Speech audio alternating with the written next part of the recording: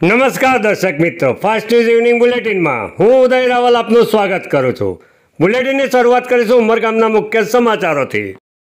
Ismaili volunteer civic day નિમિત્તે વલસાડ જિલ્લામાં 7 જેટલા સ્થળો પર બ્લડ ડોનેટ કેમ્પનું આયોજન કરવામાં આવ્યું હતું।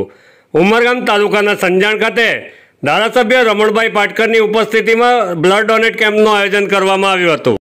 વિશ્વના 36 દેશોમાં 900થી વધુ સંસ્થાઓ સાથે ભાગીદારી કરી ઇસ્માઇલ સ્વયંસેવકોએ 5 લાખથી વધુ કલાકો સેવામાં સમર્પિત કર્યા છે। વલસાડ, વાપી, દમણ, સિલવાસા, ખાનવેલ, સંજાણ અને સોલસુંબા સહિત 7 જેટલા સ્થળો પર બ્લડ ડોનેટ કેમ્પનું આયોજન કરવામાં આવ્યું હતું। વૃક્ષારોપણની પ્રવૃત્તિને વેગ આપવા અને પર્યાવરણની જાળવણી હેતુ ઇસ્માઇલ સ્વયંસેવકો દ્વારા સમયાંતરે વૃક્ષારોપણ કાર્યક્રમ યોજવામાં આવે છે। વૃક્ષારોપણ કાર્યક્રમ અંતર્ગત સંસ્થા દ્વારા 30 લાખ કરતાં વધુ વૃક્ષો રોપવામાં આવ્યા છે। સાથે સ્વચ્છતા અભિયાન અંતર્ગત 1,67,000 કિલો જેટલો કચરો દૂર કરાયો છે। આજરોજ સંસ્થા દ્વારા રક્તદાન મહાદાનના સૂત્રને અનુસરી જિલ્લાના 7 જેટલા સ્થળો પર બ્લડ ડોનેટ કેમ્પનું આયોજન કરવામાં આવ્યું હતું।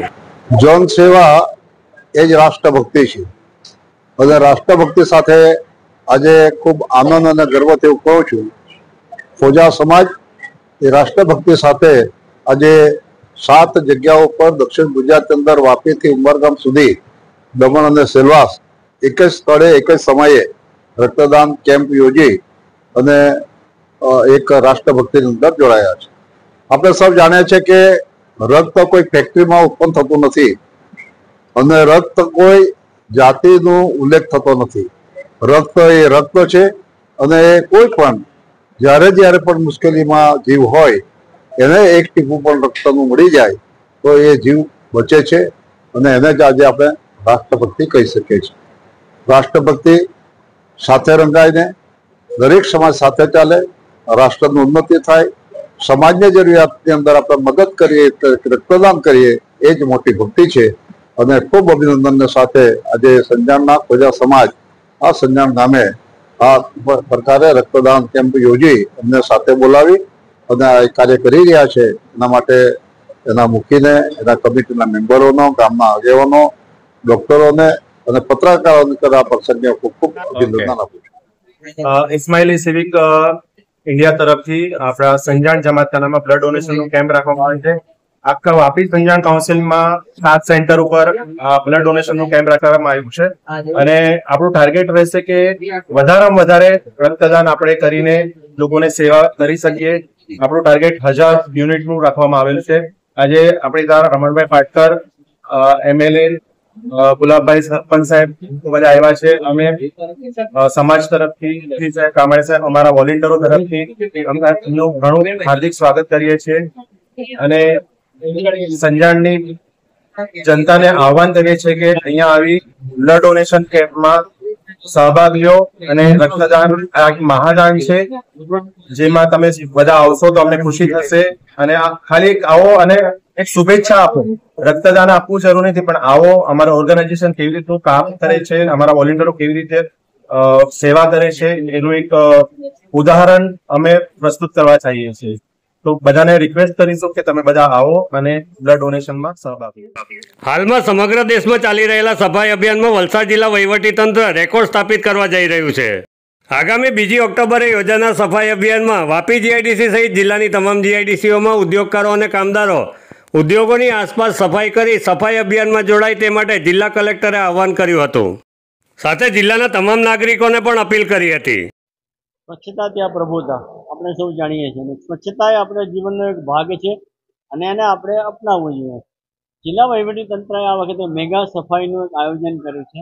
2 ઓક્ટોબરે આપણે નગરપાલિકા વિસ્તારોમાં તમામ વોર્ડમાં અને તમામ ગ્રામ પંચાયતોમાં લોકો મોટી સંખ્યામાં જોડાય એ રીતનું આપણું આયોજન છે। એના જ ભાગરૂપે આજે અહીંયા વાપી ઇન્ડસ્ટ્રીયલ એસોસિએશનને પણ હું વિનંતી કરવા આવ્યો હતો કે આપ સૌ પણ તે દિવસે તમારું કમ્પાઉન્ડ, તમારું ઘર, તમારી આસપાસનો વિસ્તાર, આપ સૌ અને આપના કામદારો આ અભિયાનમાં જોડાય અને આપણા વલસાડ જિલ્લાને સ્વચ્છ અને સુંદર બનાવીએ એ જ એક અભિયાન સાથે અમે આજે અહીંયા ચર્ચા કરી છે અને ઇન્ડસ્ટ્રી એસોસિએશનના સૌ સભ્યોએ આ અમારી પહેલને વધાવી લીધી છે અને મને આશા છે કે આપણે વલસાડને એક સુંદર અને રમણીય શહેર બનાવીશું। ડોક્ટર આર બાલાસુબ્રમણ્યમ દ્વારા લખાયેલા પુસ્તકમાં વડાપ્રધાન શ્રી નરેન્દ્રભાઈ મોદીજીના જાહેર જીવનમાં વહીવટી કુશળતા જેવા ગુણોના વિશ્લેષણનો ઉલ્લેખ કરાયો છે. આ પુસ્તક ઉપર આધારિત પરિસંવાદ કાર્યક્રમનું આયોજન વલસાડ જિલ્લા ભારતીય જનતા પાર્ટી પ્રમુખ શ્રી હેમંતભાઈ કંસારાના અધ્યક્ષસ્થાને કરવામાં આવ્યું હતું. કાર્યક્રમમાં મુખ્ય વક્તા તરીકે બરોડાના પૂર્વ સાંસદ રંજનબેન ભટ્ટ વિશેષ ઉપસ્થિત રહ્યા હતા. સાથે વક્તા તરીકે ઉપસ્થિત રહેલા નાણામંત્રી કનુભાઈ દેસાઈએ પ્રબુદ્ધ સંમેલનમાં હાજર લોકોને પુસ્તક ઉપર આધારિત વક્તવ્ય આપ્યું હતું. વલસાડ જિલ્લા ભાજપ પ્રમુખ હેમંતભાઈ કંસારાએ સ્વાગત સંબોધન કર્યું હતું. સમગ્ર ભારતીય જનતા પાર્ટીનો કાર્યકર્તા એક રેલી કાર્ય કરવા માટે અને નરેન્દ્રભાઈના જીવન ચરિત્રની અંદરથી પણ કંઈક વાત આપણા અંદર પણ ઉતારીને એમના જીવન ચરિત્રની અંદરથી પણ જે આપણને ગમતી વાત હોય એ વાતથી થઈએ એ જાતનો ભાવ દરેક કાર્યકર્તાઓએ મેળવવો પડશે.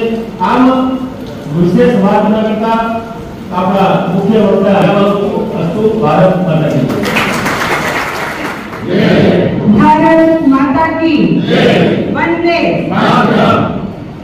धन्यवाद. देशना वडाप्रधान અને આપણા ગુજરાતના પ્રમુખના પુત્ર આદરણીય નરેન્દ્રભાઈ મોદીજીના જીવન પર લખાયેલી બુક અને એના માટે મારે જે કંઈ વાત કહેવાની છે આજે હું ખૂબ નાની કહેવાઉં એક કાર્યકર્તા તરીકે, પરંતુ જે બુકમાં લખાયું છે એની થોડી. વલસાડ જિલ્લાના તમામ તાલુકાઓમાં છેલ્લા એક અઠવાડિયાથી સાર્વત્રિક વરસાદ થઈ રહ્યો છે. સતત વરસી રહેલા વરસાદને કારણે કપરાડા તાલુકાના સિલદા અને આસપાસના વિસ્તારના કેટલાક ખેડૂતોને ડાંગરના પાકનું મોટું નુકસાન થયું છે. રાજ્યના ચેરાપુંજી ગણાતા કપરાડા તાલુકામાં સરેરાશ 140 ઇંચથી વધુ વરસાદ વરસી ચૂક્યો છે. સતત વરસી રહેલા વરસાદને કારણે ડાંગરના પાકને નુકસાન થતાં કપરાડા તાલુકાના ખેડૂતોના મોઢે આવેલો કોળિયો છીનવાઈ રહ્યો છે. મારું નામ રસિકભાઈ દેવજીભાઈ બીજ, હું સિલ્લા ગામનો રહેવાસી છું. દર વર્ષે ની જેમ આ વર્ષે પણ કપરાડા તાલુકા એક એવો વિસ્તાર છે કે જ્યાં વરસાદનું પ્રમાણ વધારે હોય છે. દર વર્ષની જેમ 120થી 25 ઇંચ વરસાદ પડે છે. તે જ રીતે આ વર્ષે પણ શરૂઆતથી સારો વરસાદ રહ્યો છે અને સારા ખેડૂતોએ પણ મોંઘા ભાવનું બિયારણ લાવીને સારી રીતે ખેતી કરી હતી. પરંતુ આ છેલ્લા એક સપ્તાહથી એવો વરસાદ પડ્યો કે જે વરસાદના લીધે અમારા ખેતરની અંદર ઘણું બધું પાણી ભરાઈ ગયું અને એ પાક લણવાની સમયે ખેતરનો ઊભો પાક પડી ગયો અને પાણી ભરાઈ ગયું. એનાથી અમને ઘણું બધું નુકસાન થયું. ફાસ્ટ ન્યૂઝ ઇવનિંગ બુલેટિનમાં આજે બસ આટલું જ.